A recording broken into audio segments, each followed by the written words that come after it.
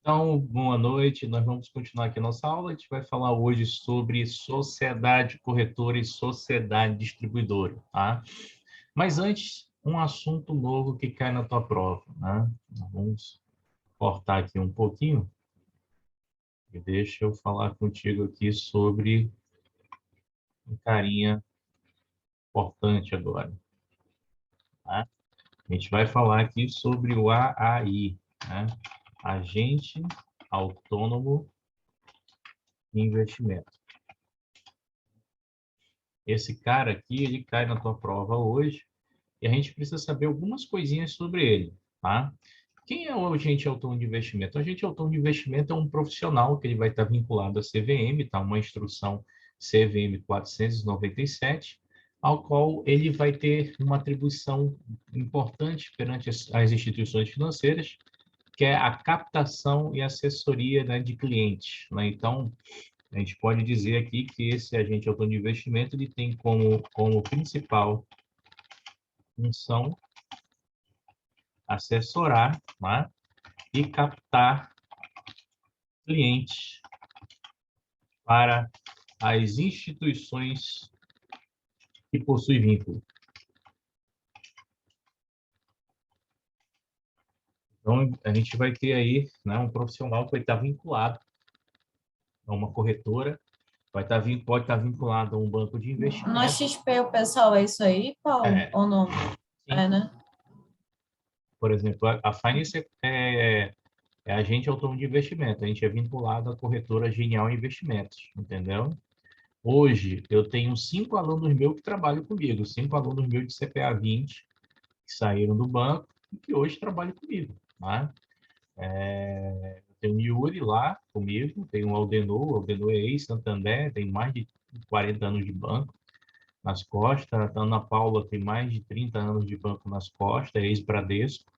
Aí tem eu, Ana Paula, ex-Bradesco, o Aldenor de Santander, tem a Joane, que é aluna minha de pós, e o Yuri, que é aluno minha de pós, e é aluno meu de pós de CPA 20. Então, 5 alunos hoje dividem comigo a carteira da Finance, né? E hoje a gente está com quase 10 milhões, né, de investimentos. A gente está crescendo cada vez mais lá, né? Então, a gente tem ali, o desafio do agente autônomo de investimento é justamente esse, né? Ele é autônomo. Então, ele só ganha aquilo que ele produz, né? Só que você tem a liberdade de você poder trabalhar qualquer tipo de produto da forma que você quiser. Você não precisa, você não é preso igual o banco que você tem lá, por exemplo, um nicho de produtos que você só pode vender aquilo, né? Os produtos que já são pré-formatados, produtos de prateleira bancária.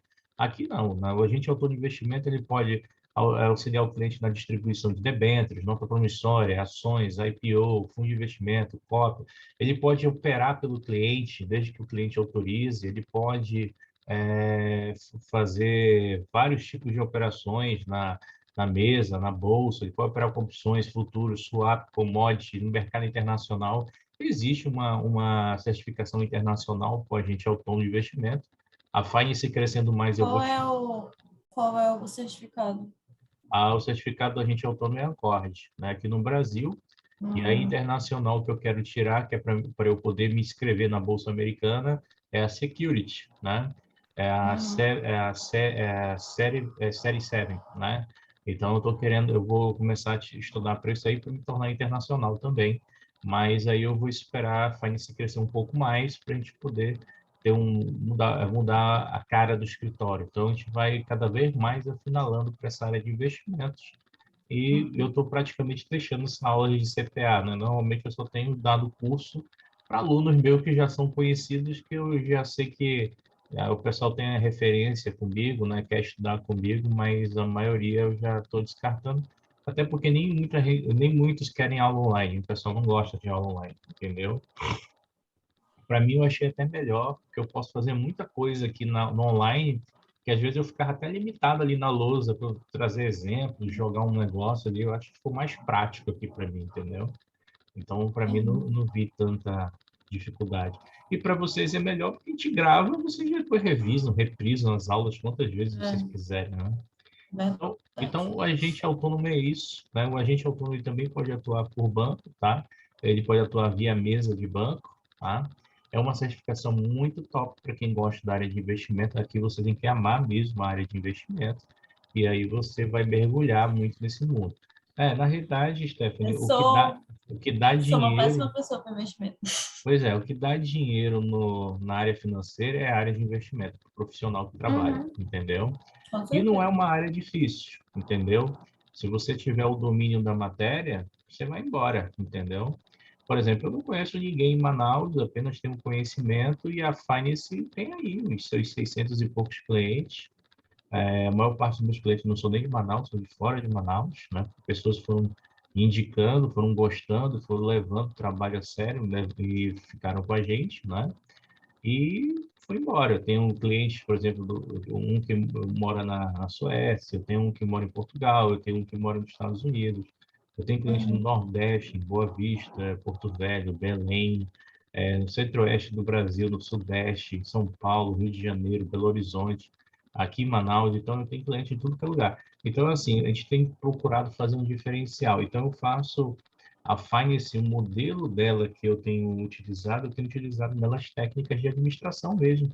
Coisas que, por É, exemplo, às vezes você trabalha numa empresa, você fez uma faculdade de administração e você não leva, por exemplo, aquelas teorias de RH de Hawthorne lá, que você vê, você não leva a parte de gestão da qualidade de Kaori Ishikawa, você não leva aquelas causa e efeito de qualidade aquela espinha de peixe, você não. Então eu estou usando o que eu conheci em administração para formar um ambiente cada vez mais saudável da cultura organizacional da Finance, para o pessoal se divertir. Tanto que tem sócio meu, ano passado foi meio ruim para a gente, por exemplo, agosto, setembro, outubro, novembro, dezembro, a gente não porque recebeu tava muito. todo mundo Oi? pós-Covid. Tava todo A gente mundo não recebeu quebrado. nenhum, nada de comissão, de comissionamento. Estava ferrado mesmo ano passado, mas os sócios aguentaram a porrada. E esse ano a gente está na balança. Esse ano a gente está muito bem, né? Esse mês de janeiro foi um Graças a mês Deus. top de faturamento para a gente. O mês de fevereiro também foi um mês muito top de faturamento.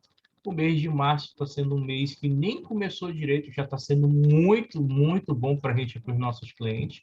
Hoje eu tive um cliente meu que ganhou R$ 27 mil em questão de 10 minutos, entendeu? O cara É, colocou é. cento e poucos mil ontem, fiz uma operação para ele, ganhou 27 mil, saiu da operação, entendeu? Então, assim, é uma área muito prazerosa, né? Mas ela só se torna legal se você tiver uma equipe boa. Porque se você não tiver uma equipe boa, você vai do céu ao inferno, entendeu? Verdade. Mas, assim, o agente autônomo é esse cara, as corretoras são formadas por ele, eles podem criar uma pessoa jurídica, tá? A Finance é uma pessoa jurídica, agente autônomo, que é formada por sócios, agente autônomo.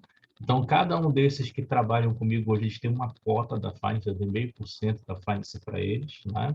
E à medida que a Finance for crescendo, eu vou aumentando a participação societária deles, né? Então, é isso. Entendi. Então, eu tenho uma equipe que dá palestra, uma equipe que entende de mercado, uma equipe que as pessoas operam. Então, o pessoal ganha dinheiro fazendo operação, o pessoal ganha dinheiro atendendo cliente, o pessoal ganha dinheiro dando palestra, no curso. Então, da onde você vê, você ganha. E o pessoal está feliz, porque estão fazendo o que gosta, então tá tudo bom, né? É, Então, verdade. mas o principal para a tua prova é isso, é entender que o agente autônomo de investimento é esse cara que ele vai Trabalha captar com. clientes Uhum. para a instituição onde tem vínculo. O foco dele é captação, né? Captação e assessoria, tá? Então, ele vai atuar. Vai ter que ter um registro na CVM, esse cara, para ele poder atuar como profissional do mercado, tá? Então, isso aqui é o tópicozinho. É bem pouco uma besteirinha que cai na tua prova, uma perguntinha só disso aqui, e aí eu aproveitei para falar logo, tá? Mas vamos falar aqui das sociedades corretoras, né? Sociedades corretoras, né? Elas são duas entidades que a gente vai ter no mercado, somente elas podem atuar no ambiente de bolsa de valores, que é a sociedade corretora de títulos e valores mobiliários, né? E a sociedade distribuidora de títulos e valores mobiliários. Antigamente tinha uma diferença, Stephanie, em relação às duas, né? Qual era a principal diferença que tinha no passado? Era que uma podia atuar na bolsa e a outra não. entendeu? Uhum. Hoje Eu não, lembro. não há mais diferença entre corretora e distribuidora desse ponto. A diferença entre elas é apenas o volume de movimentações que elas fazem na bolsa, ou seja, o volume de negócios que elas fazem. Lógico que a corretora tem uma capacidade financeira muito maior do que uma distribuidora para fazer operações na bolsa, tá? Então a gente vai conhecer essas duas. Então as duas vão atuar no mercado financeiro e de capitais. No mercado financeiro, elas podem fazer parceria com bancos, né? Então, tem corretora hoje que já virou até banco, pode oferecer empréstimo, pode oferecer CDB para o cliente, LCI. Por exemplo, aqui na Genial, onde a Finance está, eu posso oferecer CDB, LCI, LCA, CRI, CRA, então, Previdência, eu ofereço tudo, entendeu? Seguro, tudo. E eu posso atuar no mercado de capitais, que é também nessa parte de renda variável. Também atuo no mercado de câmbio, intermediando negociação com títulos, né? Que no caso são os contratos futuros, né? De câmbio. Então, as corretoras elas vão ter essa atividade. E o cliente vai ter disponível, né, esse sistema que a gente chama de home broker, né? Ou HB, mas mais íntimo para o pessoal é HB. O que seria o home broker? O broker é um sistema que vai permitir o investidor, né, dar ordem, né, pela uma plataforma web de compra e venda de ativos, né? Então, ele vai acessar a bolsa de valores através disso. Mas lembrando uma coisa, nunca nenhum cliente acessa diretamente a bolsa. Nenhum. Tem que ter sempre um vínculo com com Sempre ele vai uma ter que ter um corretora. intermediário. Esse intermediário é a Uhum. corretora ou distribuidora, tá? Tá? Fora isso, ela pode fornecer consultoria financeira, ou seja, vai ter um cara lá que é CFP que vai fazer isso. Ela pode administrar clubes de investimento, ela pode fazer financiamento para compra de ações, o cara pode acessar um contrato lá chamado a termo, fazer um financiamento de ações. A gente pode ser administrador de fundo de investimento, pode fazer custódia de valores imobiliários de clientes, né? Na remuneração pelos serviços, essas instituições podem cobrar taxas e comissões. Então, é o que normalmente a corretora ela vive de corretagem, né? Essa Sim. seria a principal taxa que a corretora cobra, né? Por exemplo, para a pessoa operar comigo lá na Finance hoje, se ela operar sozinha, ela mesmo der a ordem lá no home broker do celular, der a ordem lá no, no home broker pelo computador, ela paga 99 centavos, entendeu? Por ordem. Agora, se Uhum. for eu operando, é um outro preço. Por exemplo, tem investidor meu que não tem tempo, né? Então, ele prefere que eu que fique lá na frente da tela operando e diga para ele o que vai fazer. E aí a taxa aumenta. E para mim é melhor esses tipos de investidores que permitem fazer isso, que ele ganha mais, eu também, né? Então, essa é a Entendi. possibilidade. Então, o que as sociedades vão fazer, essas sociedades corretoras distribuidoras? Elas vão priorizar aqui a compra e venda de títulos de valores imobiliários por conta própria de terceiro. O que é título de valor imobiliário? É tudo aquilo que você viu: ações, debêntures, conta promissória, CRI, CRA, cotas de fundo de Sabe o que investimento. que eu não lembro? O que Ah, é debêntures e nota promissória? Eu não lembro. debêntures, do Tipo, a gente debêntures fala, mas eu não. Debêntures e nota promissória são renda fixa, só que quem emite é a empresa SA. Ela emite para captar recursos, né, para fazer algum Uhum. tipo de financiamento. Né? A curto prazo, nota promissória; a longo prazo, debênture, que a gente vai ver lá no módulo nosso Tá. de Não, mas tu falou demais isso, já deu produtos. um leve negócio assim na Entendeu? cabeça, mas.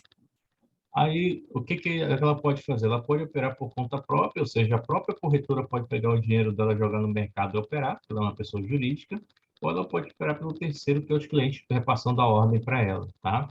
Ela pode operar em bolsas de mercadoria e futuros, né, por conta própria de terceiros também, ou seja, comprando commodities, aquele negócio todo, e pode intermediar a oferta pública de distribuição de títulos e valores imobiliários no mercado.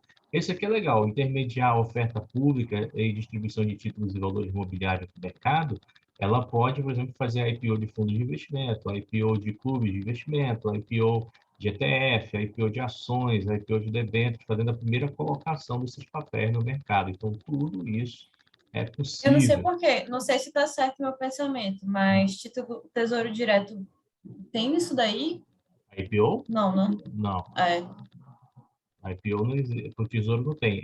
Na realidade, existe, né, o mercado primário de título público federal, que seria um IPO, mas ele chama de Open Market, que é Sim. quando o Banco Central faz esse mercado e lança os títulos públicos para os bancos. Né? E aí os Uhum. bancos vão lá e Sim. compram. Tá? Então, o que mais as sociedades elas podem fazer? Elas podem operar lá na bolsa, né? Operar em bolsas de valores, elas vão administrar carteira, subscrever aqui e se tornar o que a gente chama de agente fiduciário. O que é esse agente fiduciário? Eu comentei por alto ontem na aula da gente, né?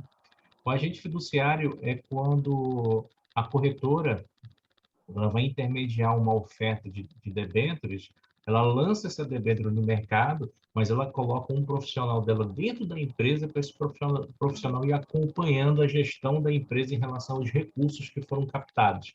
E aí esse cara vai resguardando o interesse dos debenturistas. A gente vai até comentar isso mais adiante, tá? Ela pode instituir, organizar, administrar clubes de investimentos e fundos, tá? E aí tem uma pegadinha aqui para clubes de investimento. Quem é que pode criar um clube de investimento, tá? Além das corretoras, além das distribuidoras, quem pode criar um clube de investimento são bancos com carteira de investimento, tá? Isso aqui pode cair na tua prova. Então, antigamente era só corretora e distribuidora que criavam um clube de investimento. Agora tem os bancos de investimentos que também podem, Lá tá? no Prime, a gente tem nosso especialista de investimento. Ele se enquadraria nesse clube, então, é isso? Não. O teu especialista de investimento ele tem CEA, né? É, tem ceia. Ele se enquadraria um consultor, tá? Ele é um Tá. consultor. Na realidade, ele se enquadraria na questão como se fosse um consultor de investimentos. Ele vai assessorar o cliente, mas ele não pode Uhum. dar ordem, ele não pode sugerir investimentos, ele vai apenas fazer o acompanhamento, que é o que eu faço, né? Uhum.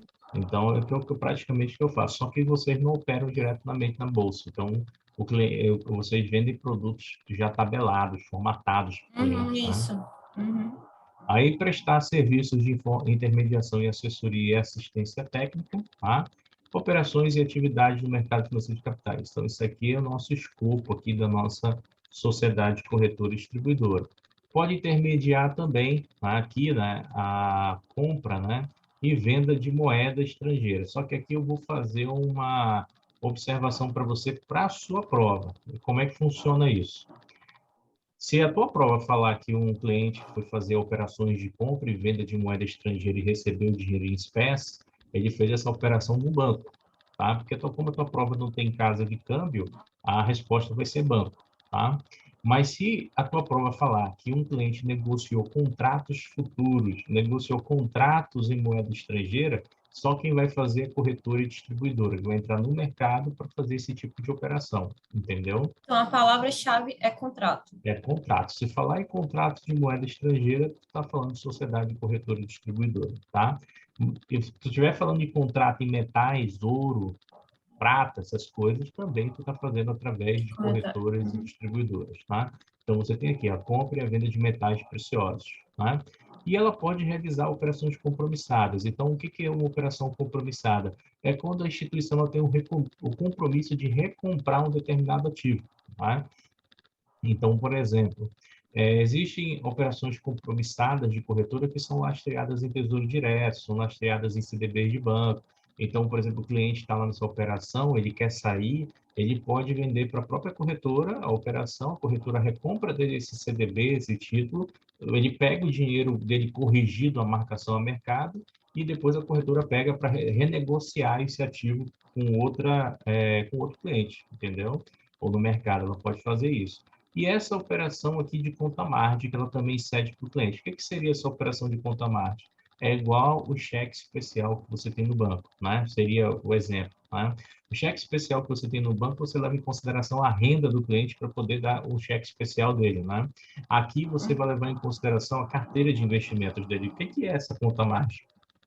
Tu vai dar um limite para ele investir sem ele ter dinheiro. E aí ele pode pegar esse limite da corretora, investe. Tem corretora que nem cobra mais por isso, tá? O cara Uhum. pode pegar o dinheiro lá e fazer a operação, ganhou é dele, entendeu? Ele só faz esse tipo Entendi. de operação aí para alavancar um pouco a carteira. Então, hoje as corretoras fazem isso e não tem mais esse tipo de tarifação, tá? Não tem mais. Antigamente tinha. Ela faz isso para o cliente aumentar a margem de poder, né, de compra e venda, tá? Aqui está a decisão conjunta, só a nível de conhecimento histórico, já não cai mais em prova isso, tá? Que é a CVM e o Banco Central, né, a partir de 2009, que eles assinaram essa decisão conjunta de permitir as distribuidoras e as corretoras de atuarem no ambiente de bolsa de valores, que antigamente não podia fazer isso, era só as corretoras que eram as donas da bolsa, não é? E aí nós tivemos aqui, aí a gente tem a B3, né, que é a nossa bolsa, né? Futuramente nós vamos ter uma outra bolsa no Brasil, que vai ser a Bolsa do Rio de Janeiro, ela está voltando, ela vai voltar a existir, e essa Bolsa do Rio de Janeiro vai ser utilizada para fazer créditos de carbono, tá? O Brasil tem muito crédito de carbono para vender, porque a gente polui muito pouco o meio ambiente. Os mais poluidores do mundo é a China e os Estados Unidos. Aí o que acontece? O Brasil, por não poluir, ele pode vender isso e ganhar em dólar no mercado internacional para os outros países poluir e destruir o mundo, tá? Isso aí que acontece, tá? Então, Lindo. é lindo, o pessoal negocia a destruição da Terra, mas é assim mesmo, tá? É, Então, você tem aqui na B3, a B3 antigamente era chamada de Bovespa, você já deve ter ouvido falar esse nome há muito tempo, era a BMF Bovespa, né? Essa BMF Bovespa, né? Foi quando ocorreu a primeira fusão, que foi entre a Bolsa de Mercadorias e Futuros e a Bovespa, né? Aqui, pela primeira vez, a nossa bolsa se tornou uma empresa SA. Antigamente, ela era uma empresa sem fins lucrativos, ela era uma empresa filantrópica, né? Depois desse momento, ela se tornou uma empresa SA, você pode comprar hoje a ação da B3, né? Passou o tempo, em 2017, a B3 fez uma nova fusão em que ela englobou a CETIP. Antigamente tinha essa central de títulos privados, você estudava lá, você tinha uma câmara de compensação chamada Selic, uma câmara de compensação que era de derivativos, uma câmara de compensação que era a CETIP. E hoje, tudo gira na B3, né? Essa parte de liquidação e custódia e tudo gira por causa da CETIP. E agora a B3, que era a antiga BMF Bovespa, se tornou essa bolsa, Brasil Bolsa Balcão, né? Código B3, e a qual você também pode ser acionista dela. Você pode comprar, né, R$ 13 uma ação da B3, B3SA3, né, o código dela, o ticket, né? Com R$ 13, tu já se torna sócio dela e já recebe dividendos, tá? É bem carinho ela, para dizer o contrário. No preço de um x-salada aí, é verdade. x-salada com refrigerante. Deixa eu te perguntar uma coisa. É possível cair na prova ele perguntando qual foi a junção? Tu já viu alguma vez isso aí? E pergunta tá aí na prova perguntando.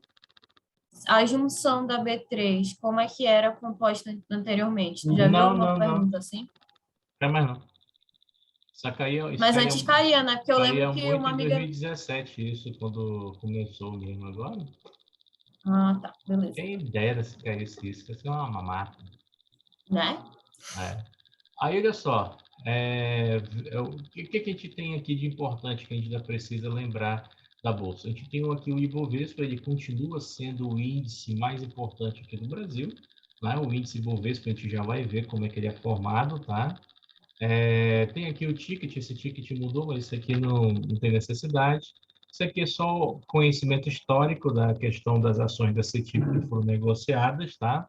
E aqui é uma ideia de quanto você recebe quando você é acionista da B3. A B3 paga entre 70% e 80% do lucro dela para o acionista. Então, é bem interessante para você entrar, tá? Então, vamos entender aqui a B3. Aqui é o nosso estudo, tá? Então, a B3 aqui, ela é uma sociedade de capital aberto. Então, ela vai ter ações negociadas na bolsa, tá? As ações hoje não é mais esse ticket, já mudaram, é a B3, tá? SA3, tá? Eu te falei que tá R$ 13, tá? São negociadas no novo mercado. O que é o novo mercado? É um instrumento de governança corporativa, que a gente vai ver a divisão dele aqui no CPA 20. Ele é uma grande diferença em relação ao CPA 10, essa natureza de segmentos, tá? Mas a gente tem que saber que a B3 ela tem índices, né, que servem como benchmark da renda variável. Os principais índices são o Ibovespa, o IBRX 50, o IBRX, o ITAG e outros, tá? Meu Deus, Alguns eu passei anos da minha vida. O porquê que eu tenho esse negócio de BRX 50 na minha cabeça? Foi da 10, não é? Isso aqui. é, Um dia eu estava pensando nisso, eu não faço ideia do que é. Ficou só borbulhando na cabeça. Então, a gente vai estudar esses índices aqui para a gente poder entender como é que funciona, né? Então, por curiosidade, o que é a Bolsa de Valores? A Bolsa de Valores é um local onde a gente faz negociações, né? onde as empresas vendem seu título. Por exemplo, se tu tiver uma ideia muito fabulosa, que pode virar uma empresa, um negócio, você vai lá na bolsa, faz a palestra e você já abre a tua empresa em capital, capital aberto, com o dinheiro de sócio, sem precisar de financiamento, tá? Então, isso é uma das coisas mais interessantes que tem nesse mercado. E a outra, né? O principal auxiliar disso é a CVM. A CVM é o principal cara do mercado, né? As ordens são feitas via home broker e o cliente pode passar a ordem para o assessor de qualquer forma, mensagem, telefone, e-mail, né? Por exemplo, aqui na Finance a gente tem o nosso e-mail que é auditado, né? Então, vamos lá. Principais indicadores da Bolsa, IBRX 100, né? O que é o IBRX 100 que a gente precisa saber de cara aqui? O IBRX 100 é composto por 100 papéis, né? Então, a gente vai ter um índice aqui que ele vai servir de benchmark, ele vai ter dentro dele as 100 ações mais negociadas na Bolsa de Valores, tá? E essas ações têm que aparecer em pelo menos 70% dos pregões, ou seja, em pelo menos 70% dos pregões elas têm que ter sendo negociadas, né, durante o ano. E essa carteira ela vai mudando com o passar do tempo, tá? Tem ações que vão entrando, tem ações que vão saindo com o passar do tempo, tá? O IBRX ele serve muito como benchmark também, né, para fundos ETF, né, que são fundos de índice que nós vamos estudar mais adiante, tá? Então esses fundos aqui são fundos que as cotas são negociadas na bolsa de valores e você permite você trabalhar com eles. Então é bem interessante isso aqui. Depois eu vou te mostrar um exemplo disso que você pode começar com pouco dinheiro e vai ter um monte de referência de ações na carteira, tá? Então, essa é uma ideia, tá? A gente tem o irmão dele, mais novo, né, o IBRX 50. Esse IBRX 50, ele vai ter uma carteira teórica formada aqui por 50 ações, tá? Por isso que a gente chama ele de IBRX 50. É o Índice Brasil de Ações 50, tá? Então, ele vai pegar os 50 ativos com maior negociabilidade. Quando eu falo assim, os 50 ativos com maior negociabilidade, estou falando dos ativos que têm mais liquidez, que são mais negociados, mais vendidos e comercializados na bolsa, tá? E esse índice IBRX, ele serve como benchmark para um ETF também, e esse ETF ele existe no mercado, tá? E ele cai na tua prova, tá? Toda vez que eu falar de ETF, eu estou falando de Exchange Trend Funds, ou seja, fundos de índice, tá? Traduzindo para o Brasil, a gente chama de fundos de índice. E um que a gente tem é o PI, tá? BB11, tá? PIBB11. O que é esse fundo aqui? Tá? Ele é um fundo que a gente conhece como Papéis Índice Bovespa Brasil. Esse fundo, você coloca R$ 200 nele e o objetivo dele é comprar as 50 ações mais negociadas na Bolsa de Valores e seguir esse indicador. Né? O que é legal dele? Ele é bom para pequenos investidores. Imagina, tu quer começar na Bolsa, só que tu não tem dinheiro suficiente para diversificar a tua carteira. Porque, por exemplo, se tu quisesse ter 100 ações de Petro, tu tinha que ter 3.300 na conta. Se tu quisesse ter 100 ações de Vale, tu tinha que ter 9.600 na conta. Se tu quisesse, por exemplo, ter 100 ações do Bradesco, tu tinha que ter 2.800 na conta. Então, praticamente, aí para o pequeno investidor que está começando, é muito ruim você começar, porque os valores são altos. Mas você pode comprar uma ação do Bradesco, R$ 28, uma ação de Petro, 33, uma ação de Vale, R$ 96. Mas qual é a vantagem desse índice? É que com R$ 200 ele junta com vários outros investidores e compra essas ações, né? Então, a partir de R$ 200 você já começa com uma carteira diversificada em 50 ações, né? E aí isso é mais interessante para você, né? Para o pequeno investidor que está começando.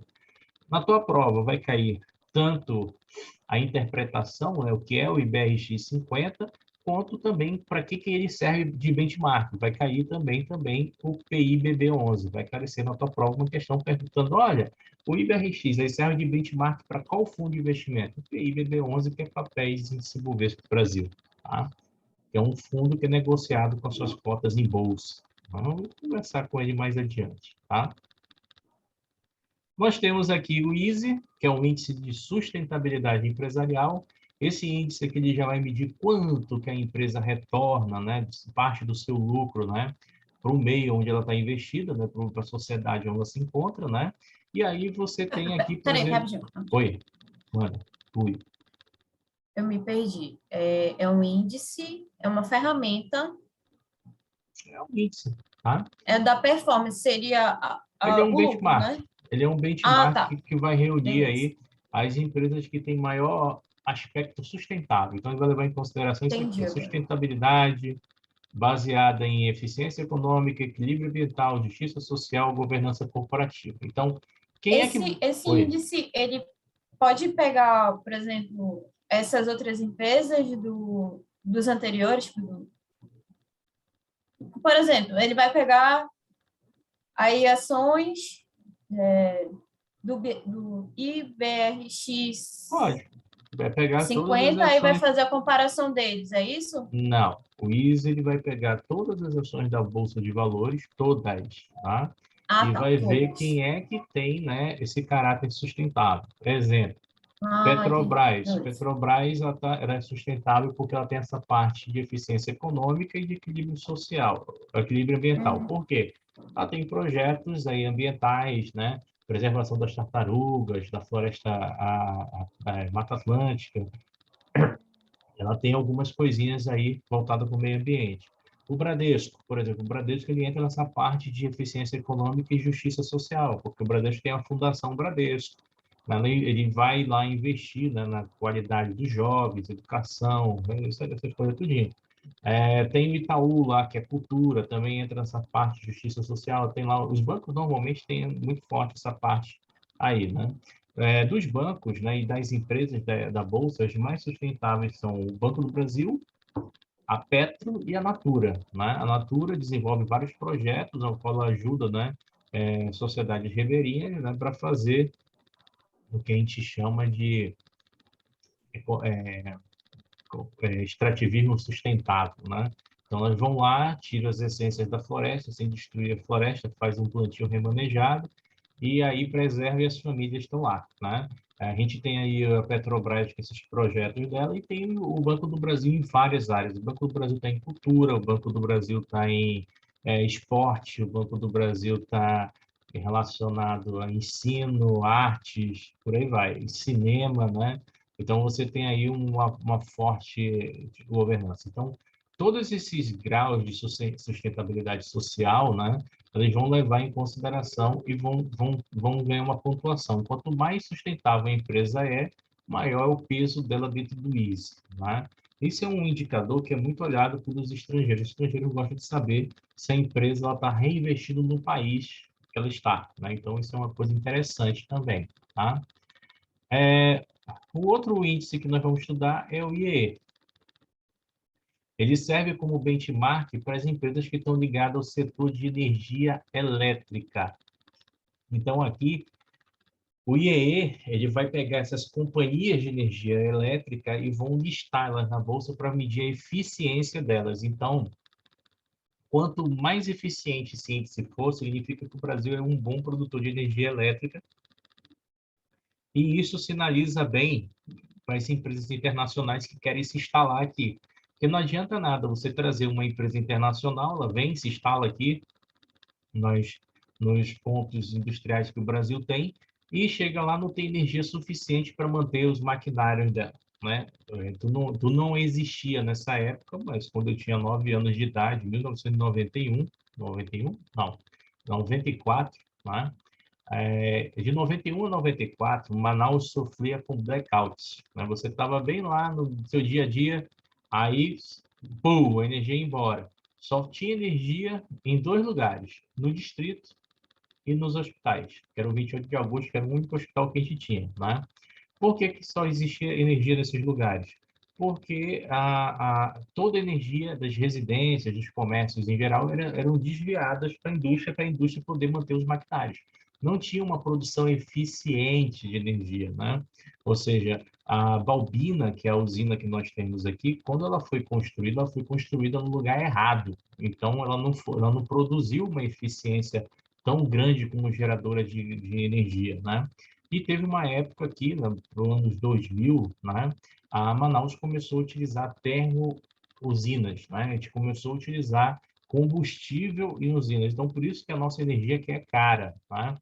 A energia do Brasil, de modo geral, é cara porque a gente usa energia térmica junto com energia hidrelétrica. A térmica, ela vai com o preço de combustível e por isso que a gente tem esses ajustes malucos aí, bandeira 1, bandeira 2 e vai embora, né? Então, essa medição desse setor de energia é importante para a indústria ter uma ideia de como é que vai ser, né, a sua colocação. Então, é um indicador de referência, né? Esse aqui é o IGC, que é o Índice de Governança Corporativa. Ele vai medir o grau de prestação de conta, de transparência que a empresa tem com o mercado. A gente vai aprofundar mais ele lá no último módulo, o módulo de noções de economia e finanças. E, lógico, né, tem um aqui que eu estou faltando falar, que é o Ibovespa. Né? O que é o Ibovespa aqui? O Ibovespa é o principal índice de ações, esse cara aqui. Tá? O Ibovespa ele vai medir aí 80% das ações mais negociadas na Bolsa de Valores. Hoje, fazem parte do Ibovespa 70 ações. Tá? As ações que têm maior peso no índice Ibovespa, a Vale representa 13% do Ibovespa, né? 10% do Ibovespa é a Petrobras, né? E depois as ações que têm mais peso no Ibovespa é o Itaú e o Bradesco. Tá? Então, se Petro, Vale, Itaú e Bradesco estão negativos, é provável que a Bolsa feche negativo no dia, porque elas têm um peso bem relevante na Bolsa brasileira. Né? Existem ações como a Magazine Luiza que representa 0,0 alguma coisa do Ibovespa, tá? Mas as mais relevantes são essas. Essa carteira do Ibovespa ela é revisada, ela é teórica, tá? A cada 12 meses, ações entram, ações saem dessa carteira. Tá? Nós já tivemos aí a entrada de algumas ações, né? E retirada de outros, né? Então, ela vai mudando com o passar do tempo, ela nunca vai sendo a mesma. Então, chega lá no mês de dezembro, né? Essa carteira ela vai ter uma alteração, né? Todo mês de dezembro ela tem essa alteração significativa, tá? Então, essa é uma importância. O investidor de ações, quando investe na Bolsa Brasileira, além de ele olhar a Bolsa Brasileira, ele tem que olhar esses indicadores, porque esses indicadores vão medir o comportamento dos estrangeiros aqui dentro e dos principais investidores, tá? Agora é o seguinte, investir em bolsa não é só olhar para a bolsa brasileira, você tem que olhar para o mundo. O que acontece no mundo também interfere aqui, né? Aí, se tu quiser aprender um pouco mais disso, né, todo dia eu tenho lá uma live que eu faço com os investidores lá no Instagram, né? Eu deixo gravado lá, o pessoal entender, a gente conversa sobre determinados fatos no mercado, né? Então, a gente vai apresentando lá conteúdo para o pessoal, tá? Então, vamos lá. Investidores, né? Quando a gente fala de investidores, né? A gente vai ter 3 tipos de investidores que vão cair na tua prova, tá? Desses que são regulamentados pela instituição CVM 554. Nós vamos ter os investidores que são conhecidos como profissionais, os qualificados, e vamos ter aí os investidores que a gente conhece como INR, que são os investidores não residentes. Tá? Para te entender bem esse esqueminha, eu vou montar aqui uma... INR? INR, investidor Pode não escrever no residente. quadro? Mas é isso que eu vou fazer. Eu vou Ah, tá. fazer aqui um esqueminha aqui, que é justamente É para porque é você... tão parecido, né? Profissionais e qualificados. Só que tem uma diferença, né? Então, a gente vai fazer aqui um leve esqueminha, né? Então, eu tenho aqui os investidores qualificados, tá? Eu tenho aqui os investidores profissionais. Vamos primeiro começar com esses dois aqui, né? Quem é o investidor qualificado, quem é o investidor profissional? Então, vamos lá. O investidor qualificado, esse cara aqui, é aquele investidor que ele tem que ter, né, no mínimo, 1 milhão, 1 milhão investidos. Ah, Paulo, esse investidor, ele pode ter 1 milhão em apartamentos, 1 milhão em imóveis, 1 milhão em bens? Não, ele tem que ter 1 milhão investido no mercado financeiro para ser considerado investidor qualificado, tá? E aí nós temos outro investidor, que é o profissional. E quem é esse investidor profissional? Esse investidor profissional, ele tem que ter, no mínimo, tá, 10 milhões de reais, tá, investidos. Tá? 10 milhões de reais. Né? E aí a gente tem que saber quem é que pode ser esses investidores. Né? Então, esses investidores aqui, qualquer um deles pode ser pessoa física, né? Desde que, né, tenha, né, um certificado da CVM, tá? E pessoa jurídica. Tá?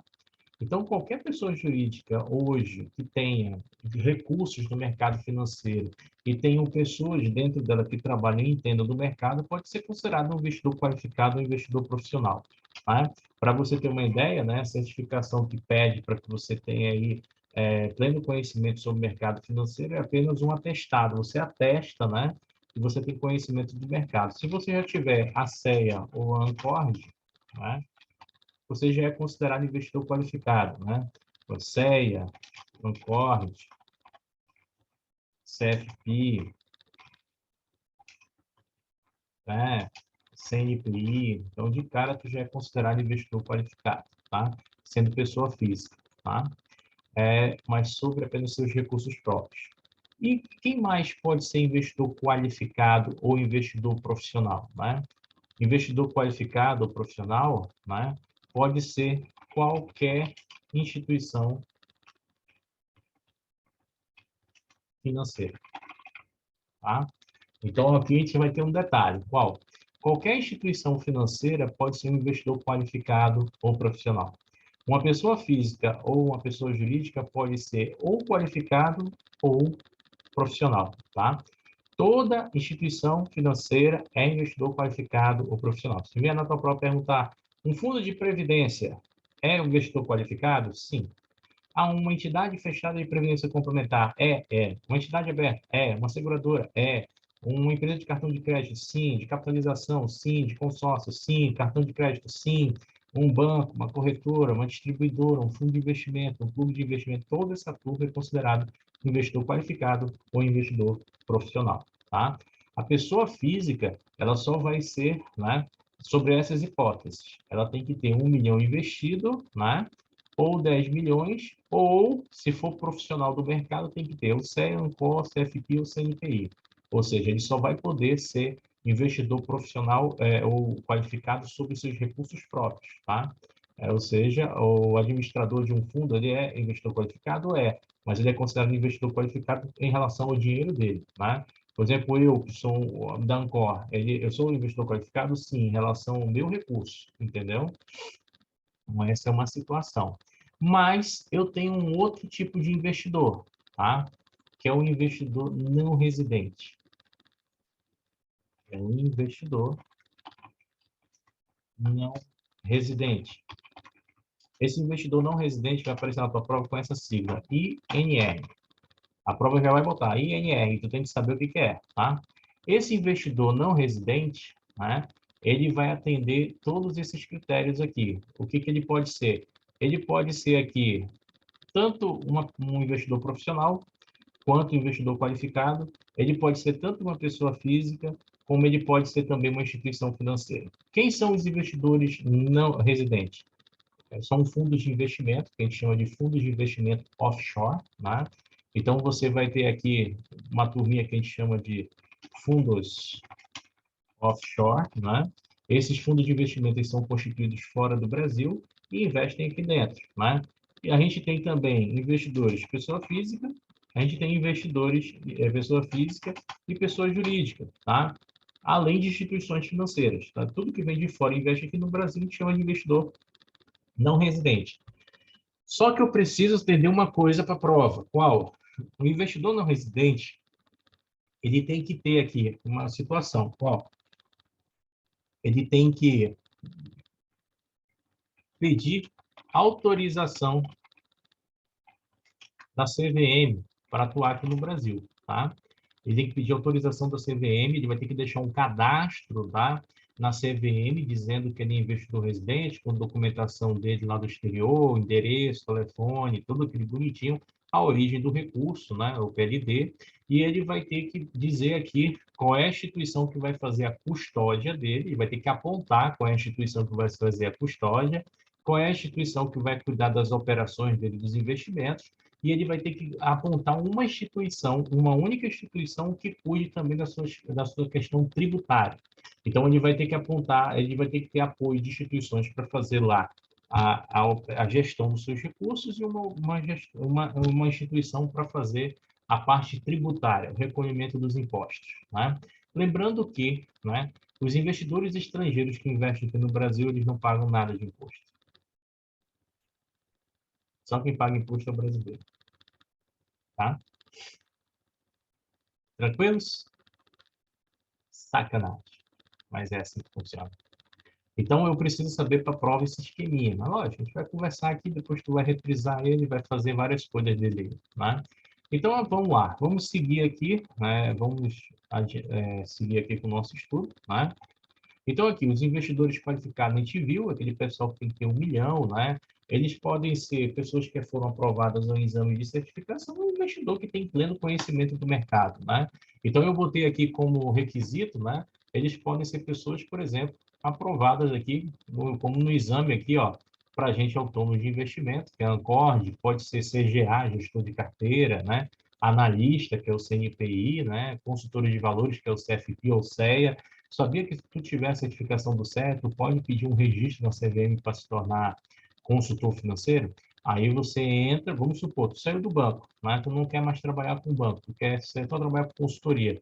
Tu entra lá no CVM, tira o teu registro do CEA, e aí tu vende o teu serviço de consultoria. E aí o que que tu faz? Tu vai até uma instituição financeira, faz uma parceria com ela, aonde tu vai pegar o cliente, abraçar o cliente, cuidar, fazer o planejamento financeiro dele, planejamento sucessório, dizer aonde ele tem que investir em cada produto, e aí você vai fazer um contrato com ele, aquilo que ele ganhar, né, 1% no ano é teu, entendeu?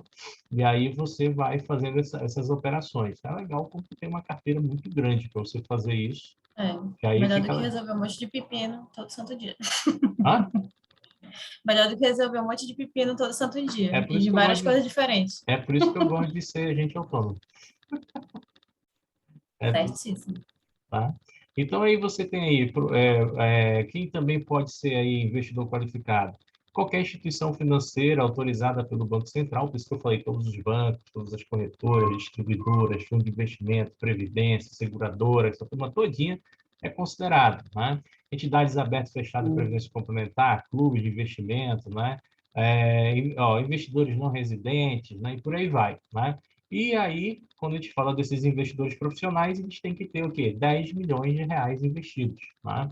Para você considerar. Olha uma coisa legal, essa turma aqui de cima, né? Por exemplo, aqui, ó, os agentes autônomos, consultores, essa turma aqui não precisa ter os 10 milhões para ser considerado profissional. Basta estar certificado e com um vínculo na CVM. Se tiver R$ 1.000, ele já é considerado profissional, né? Mas, se não for essa turma, for os outros, os outros, né? Esses daqui de cara já são chamados de profissional e qualificado, né? Tá? Essas instituições financeiras. Mas se for pessoa física normal, ou seja, uma pessoa que não trabalha no mercado financeiro, e uma pessoa jurídica que não é uma empresa do mercado financeiro, tem que ter os 10 milhões, entendeu? Tem que ter os 10 milhões, senão não vai. Tá? Então, vamos seguir aqui, né? E aí nós temos investidores aqui de regimes próprios de previdência social, que isso aqui é um fundo de pensão, é uma entidade fechada de previdência complementar. Essa turminha também cai aí na questão de ser investidor qualificado ou profissional, tá? Eles vão ter lá todo o seu processo lá de investimento. E para eles serem enquadrados aqui como investidor qualificado, eles têm que ter 40 milhões, né? O pessoal do RPPS ser enquadrado, e o investidor aqui profissional, né? É um BI, né? Para você ser quadrado como investidor aí qualificado, né? Tudo isso aqui, gente, Haja zero. tudo isso para a gente chegar aqui nessa ideia, né? De suitability. O que é suitability? Suitability é nada mais do que a análise do perfil do investidor, que a gente conhece como API, tá? Então, a gente chama o termo em inglês suitability. A ideia aqui é criar um monte de regra, né? Um conjunto de questionários para que a gente entenda qual é o verdadeiro perfil do investidor e recomende produtos de acordo com esse perfil, né? Então, essa é a obrigação do suitability. Nenhum investidor pode investir se não preencher o API da sua instituição financeira, tá? E o API tem umas regras. Quais? Primeiro, a duração. Todo API ele vai durar 2 anos, tá? Até 2 anos. Agora para agora é... É porque lá ele vence a cada 1 ano. Eu faço API. Não, para cada depende da instituição. Não pode deixar 2 anos, Entendi. entendeu? Tá, beleza. Porque comigo também todo ano muda, tá? Mas o máximo é 2 anos, tá? E 720 dias. Não pode passar disso um API Isso. atrasado, tá?